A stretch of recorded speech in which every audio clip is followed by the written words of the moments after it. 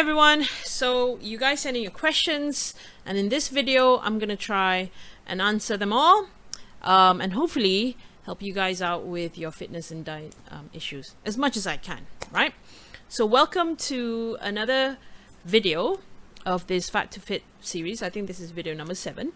I do apologize that this one's coming a little bit late this week, but I did have a few other engagements, mainly with work, and it's a Saturday today, so this is the best time for me to really dedicate this time and do this video. Right, so actually I got quite a few questions coming in, and they were all kind of along the same lines. So what I've done is I've just sort of packed them together and give you an idea of what the most commonly asked questions are that I get, right? I would say that a lot of the questions I get are from men, from the guys. I do get some questions from girls as well, from women, but most of them kind of fall along the same, they all have the same issues or things that need to be answered, right? So the first one is, how do I count calories? Okay, that's quite a common question I get. The second one is, I just need to lose some belly fat, and this is typically a question asked by men. What diet and workout should I do?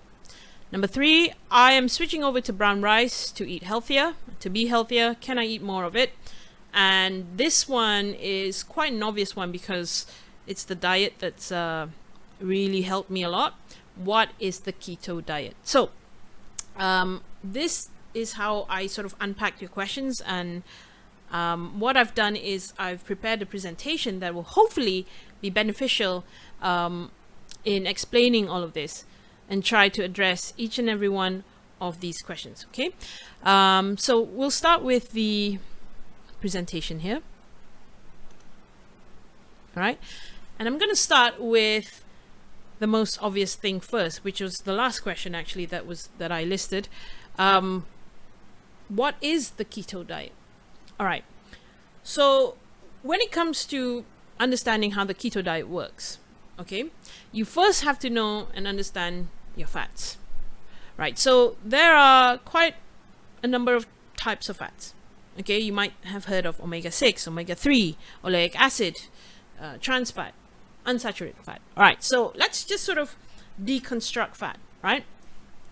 We'll start with the 3 main classes of fat. Actually, there's only 2, but here it's just to identify the 2 types of good fat that you need, and then the 1 fat that you can just get rid of completely out of your diet. All right, so we'll first start with saturated fats. Now, saturated fats are normally fats that are derived from animal products or animals themselves. So things like meat, dairy, eggs, and some plant-based sources as well, like coconut oil. Okay, and it can be, it's something that you should have definitely in your diet. Okay, and especially if you are a meat eater, you will definitely get this from meat and dairy products if you eat dairy. But otherwise, it's supposed to be moderately taken in your diet, right? So it shouldn't be the biggest kind of the biggest, it shouldn't take up the biggest portion of fat in your diet. Now, the other type is unsaturated fats. Okay, so this one is typically derived from vegetables and plants, comprised of monounsaturated fats that you get from avocados and olives and nuts, some nuts. And then you get your polyunsaturated fats that you would normally get from fatty fish, from eggs, from seeds, from legumes sometimes. And then you also get like omega-3 fatty acids, omega-6, those kind of omegas, and there's quite a number of omegas. I won't get into detail what those omegas are, but just so you know that you get more than just omega-3, right? So you have omega-6s, 7s, 9s, and they all come from different kinds of food sources. So that's essentially the 2 kinds of good fats that you need in your diet. Now, the 3rd one that you see on your screen here, which is trans fat, like I said, it's better to just not have it in your diet at all. All right. And trans fat is artificially made. All right. With unsaturated and saturated fats, they come naturally from your foods, right? Whether it's from plants or animals, it's naturally occurring. But with trans fats, it's synthetic. It has to be done through a chemical process called hydrogenization. And what that means is basically you add hydrogen atoms to a form of fat, normally in liquid form at room temperature, and then it changes to a solid after the whole kind of heat process and chemical process that it goes through. Why is this done? Well, one, it's done to extend the shelf life of the food. So normally you add the trans fat to foods that are processed foods, right? So things like cakes, things like pastries, things you can grab off the supermarket shelf, right?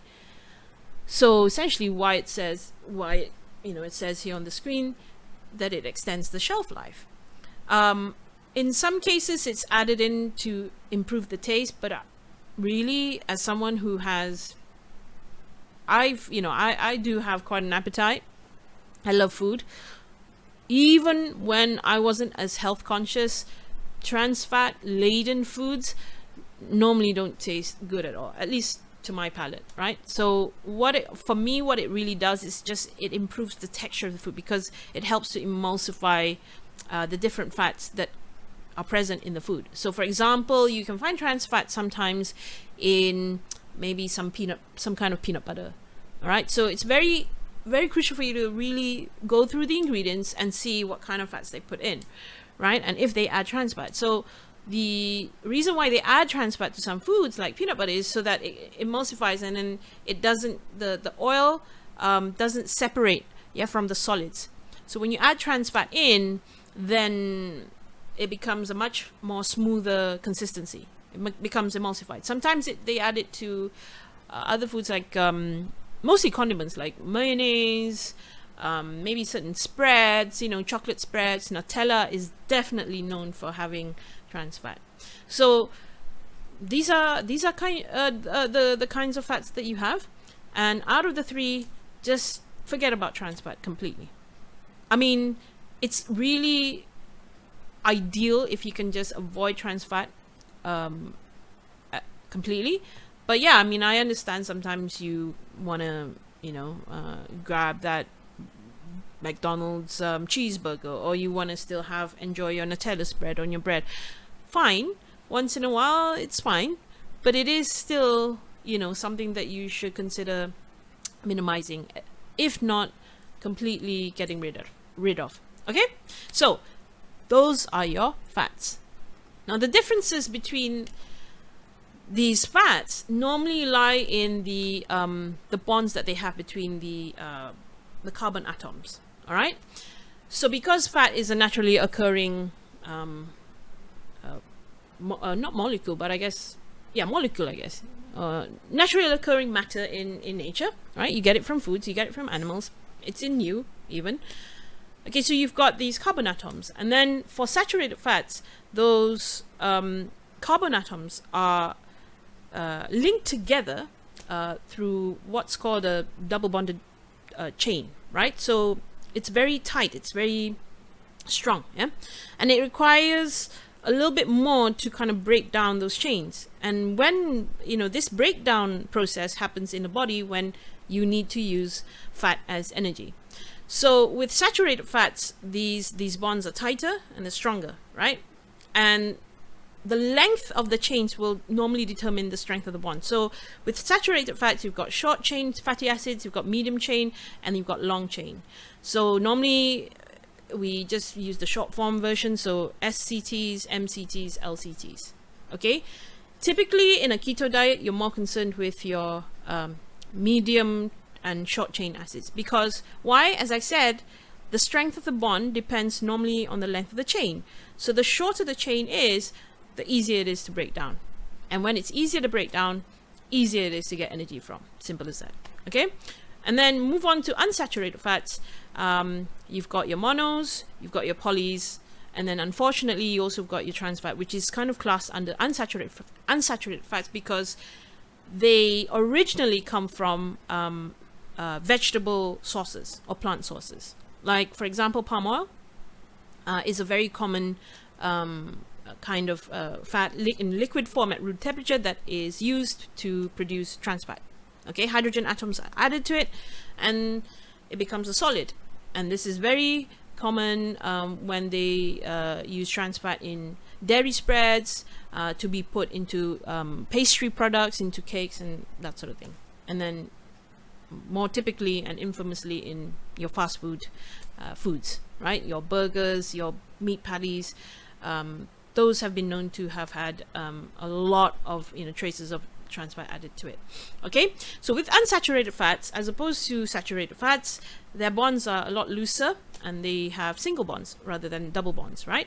So it's easier to break down, and therefore logically, when it's easier to break down, it's easier for the body to use as a source of energy. Now, this isn't to say that you shouldn't eat saturated fats at all. In fact, a lot of research has shown that saturated fats can be useful when it comes to the slow release of energy that you would require throughout the day, right? And that's what you want. You don't want like a high peak of energy output and then not have any energy for the rest of the rest of the day for you to do all your activities. You want that slow release of energy, and actually saturated fats like coconut oil are have definitely been proven to be beneficial for this. But with with unsaturated fats, it's just that because it's so much easier to break down, and then you've got these classes between mono and poly, it kind of gives more of a diversity in terms of the fat profile. So these fat profiles are normally known as the different kinds of fatty acids, right? So with monounsaturated fats, the clue is in the name. There's only just one kind of fatty acids. All right, so I think I explained this in the previous slide, where you get this from either olive oil, avocado oil, that sort of thing, where you can get either omega-9 or oleic acid, right? And then with polyunsaturated fat, poly means many, right? So you get more than just one type of fatty acid or fat profile. So you can either get omega-3s or omega-6s, or you can get a combination of both of those omegas, omega-6 and omega-3s, from one food item, right? So this would normally be in the form of fatty fish. You can get a lot of omega-3s and 6s from fatty fish, from seeds, from nuts, and from eggs. Okay, and that's all you really need to know. So 2 types of good fat you need: saturated and unsaturated. One typically comes from animals and the other one comes typically from plant sources. All right, and that's pretty much it. So which one should you have more of? So between saturated and unsaturated, you should have more unsaturated. And I've already explained why. Yeah, the reason why is because it's easier to break down and it has more of a diverse fat profile. With saturated fat, you should have it more moderately, definitely a lot less than unsaturated, but it's not to say that saturated fat is bad. It's still, as I said, a superior source for LCTs and MCTs, which provide good sustained source energy for our cells. Okay, and so it gives you that slow burst of energy throughout the day.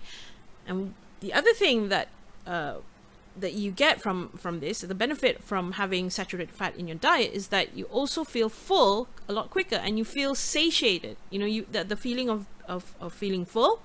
Okay, you get that fullness for and you feel it for a much longer time, and it's extended, right? If you don't believe me, try taking in a tablespoon of coconut oil in the morning on an empty stomach and see how long you can go actually without wanting to really eat anything after that. I'll just say maybe the first attempt you're not used to it. In fact, it probably really turn you off.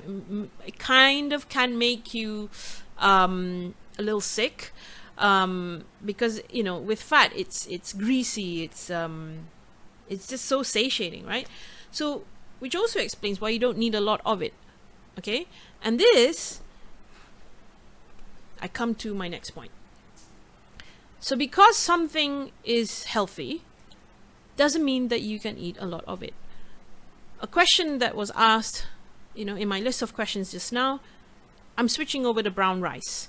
So can I eat more of it? You see, brown rice and white rice, the only difference is in the nutrient profile, right? With brown rice, you've got a certain number of nutrients, probably more beneficial in the sense that it has like a lot of fiber and it retains a lot of the original nutrients from still having the bran, right? The germ of the rice still intact. Whereas with white rice, how you get white rice is simply by bleaching the brown rice and then getting rid of all the brown bits, basically. And then you've got brown rice. So it's gone through this process of bleaching, and you just kind of strip off all those nutrients.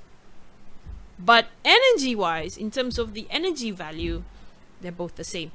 So when it comes to weight loss, okay, when it comes to the idea of weight, whether it's weight loss, weight gain, or weight maintenance, it always comes down to energy value. It doesn't mean that just because you're eating healthier, you can eat a lot of it and you can eat unlimited amounts of it. No, because remember this rule: calorie surplus equals weight gain, calorie deficit equals weight loss, and calorie equilibrium, which means you're eating exactly the same amount of calories as you are putting out in the form of energy expenditure, you will maintain your weight. As simple as that. That's all you need to know. I've explained in length of what energy and calories are in a previous video when I talk about intermittent fasting and autophagy. But again, I'll just repeat this very briefly. Energy is measured in terms of heat, yeah, and heat normally is measured in kilojoules, yeah, is the unit of which heat is measured. But when it comes to food and diet, normally we kind of put it together, we package it into this calorie count, which is a lot easier and is the way that average, people count their caloric needs anyway. So, even if you go to McDonald's these days, you buy like, your Big Mac. On the side of the packaging, right, you will see there they'll put down how much you're eating in terms of calories. I think one Big Mac is probably close to 600 calories, and then next to it they'll have the recommended daily calorie intake, yeah, for an average adult. So normally they'll put down for they'll differentiate between men and women. So for men it's normally about 2,000 calories, and for women it's slightly less. Okay, I think is it 2,200 for men and 2,000 for women, something like that, right? But again, that's just a recommendation, and it's with assuming that that person who's eating this doesn't have any weight issues, which means that this person is not trying to lose weight, especially when it comes to losing weight. Because if you want to lose weight, there's no use in you going with that recommended daily dosage, calorie dosage, and you're not going to do anything to your calorie deficit. So if you're still taking in more calories, you're either going to gain more weight or you're just going to keep your weight. So it comes back down to that weighing, knowing how much you're putting into your body and how much you're spending it as energy. You're expending your energy, right? So does it mean that you have to count calories? Short answer is yes. Doesn't matter what diet you're on, whether you're on a keto diet, a vegan diet, a carnivore diet, Atkins diet, whatever diet there is out there, whatever fad diet there is out there known to man, it comes down to calories in versus calories out. Okay, I'll give you an explanation here. Doesn't matter what kind of food class the food item belongs to. Oil, which is fat, and broccoli, you see here, which is a vegetable. Broccoli is high in fiber, all right? Really, lots of good nutrients. Similarly, olive oil also has a lot of fiber, a lot of nutrients. Doesn't have a lot of fiber though, but has a lot of other nutrient profiles. Now, when it comes to energy value, which is what we're concerned here when it comes to weight, 300 calories of oil, which is around about 3 tablespoons of olive oil, is still the same as 300 calories of broccoli. The only difference will be in the volume, because with oil it's very calorie dense. Okay, So even if you eat a little of it, you will be consuming a lot of calories, as opposed to broccoli and any other kind of leafy green vegetable. They're very low in calories, so you will need to eat more of it to match the calorie value or the energy value of something like olive oil. Simple as that. So with calorie dense foods, if you eat more of it, you will have consumed a lot more calories, as opposed to low calorie foods. If you eat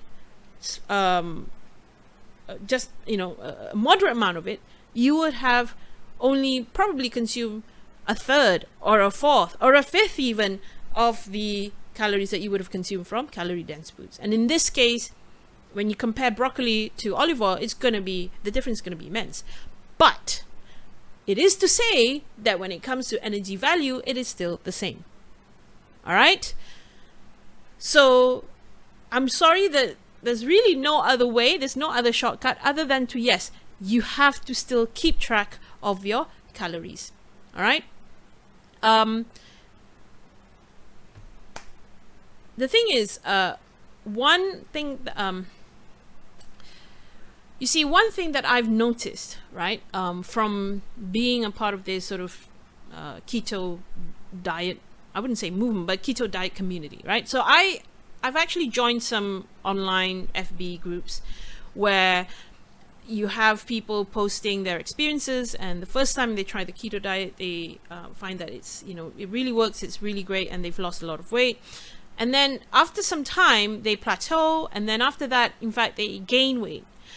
And most of the time when I read through the comments, it has to do, it's a very common pattern, it's a recurring pattern where it has to do a lot with the fact that they are not tracking their calories. They're eating way too much. Again, as I said, doesn't matter what kind of fat you're eating, okay? Even if your body has completely adapted to, burning fat as fuel, if you're eating more than what your caloric needs, are, then you are definitely going to put on the weight. It's basic thermodynamics. It's basic energy in and out kind of, mathematics. Doesn't get any simpler than that. Really, it really doesn't. And then sometimes when I try to point this out, I get shunned out because, I would typically get the response of, oh, if you want to count calories, you don't belong in this group. This is not where we count calories. You see, this is where that ignorant part of them feel, and I find this with a lot of these sort of diet groups, sometimes with these fat diet groups, right? The minute we try and suggest, something even remotely logical, right? Especially when they have an issue with their diet, they shut you out. They don't want to hear anything that doesn't approve of their I would say not fantasies, but I guess approve of their narrative. And the narrative is that, yes, keto works and keto is the only way. Yes, it worked for me, but I also considered the energy value of the food I'm taking. And that's how it worked for me. And it's worked amazingly for me because I still put into consideration about the amount of food that I was taking, amount of fat I'm taking in. So I hope this clears out your questions, your queries.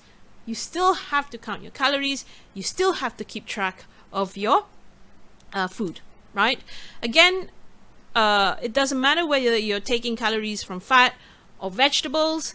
When it comes down to energy value, they are still the same. Which brings me to this other point, right? So if you feel like you have a big appetite and you feel hungry and you want to eat a lot of something, make sure you go for lower calorie foods, right? So go for more vegetables, go for more leafy green vegetables, all right? But if you want to feel full quicker and you want to feel satiated for longer, go for calorie dense foods, which is why something like the keto diet would work on some people because it makes you full for long. And if, for me, what I've done is I've coupled it with intermittent fasting, it just works wonders because with intermittent fasting, you're already not eating. And then when you're eating fats, and you're mostly eating fats, you're going to make yourself feel full for longer, and therefore you can extend your fasting period. Simple as that.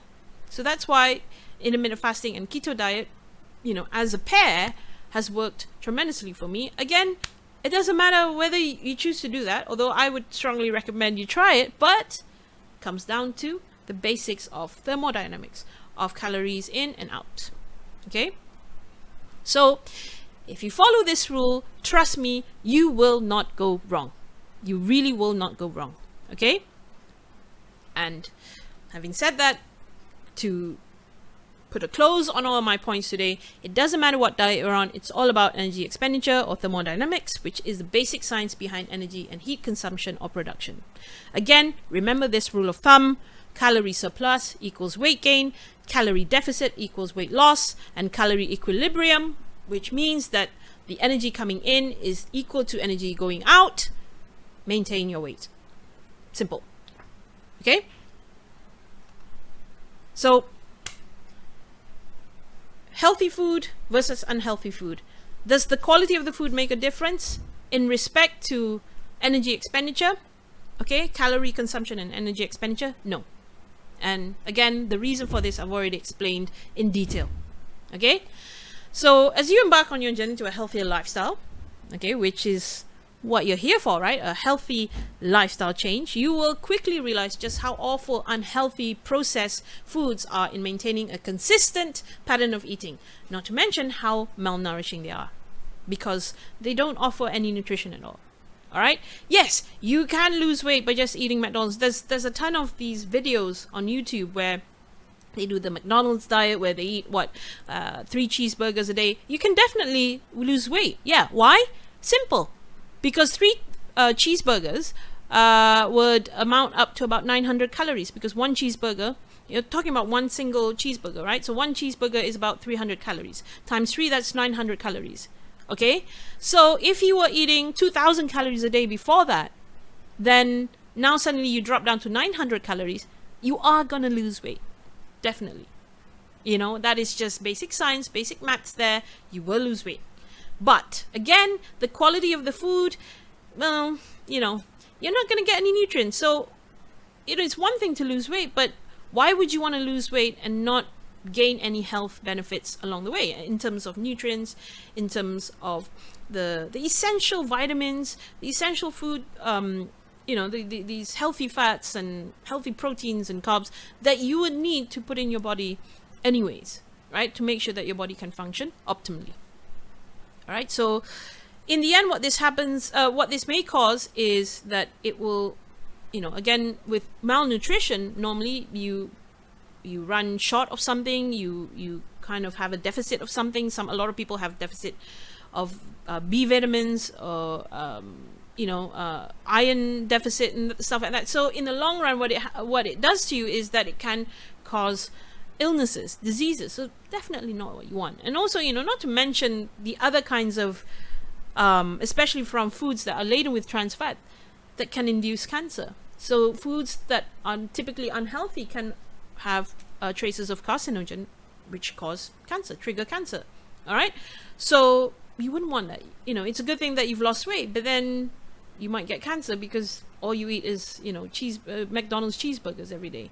So there's that consideration to make as well. All right. I think I've basically addressed most of your questions. Okay. Except for the one that is asking me on what workout you should do. You see, this video is already long, and I know it's gone over about 30 minutes. So what I'll do is I'll come up with another video, again with graphics. I've actually prepared it, but I'll just make that video next time, and explain only on exercise, right? So in this video, I've touched on pretty much all the diets, not all diets, but basically all your kind of breakdown of a good diet, healthy diet, what it is, and explain from the perspective of a keto diet. Okay, so I hope this has been helpful to you guys, and happy trying. After this, good luck on your journey to become healthier and to lose weight. Again, remember, you should stick to you should have a long-term goal, and then in that process of trying to achieve that long-term goal, try and put out short-term goals that you can achieve and you can hit, right, within a reasonable period of time. All right, so until next time, bye bye.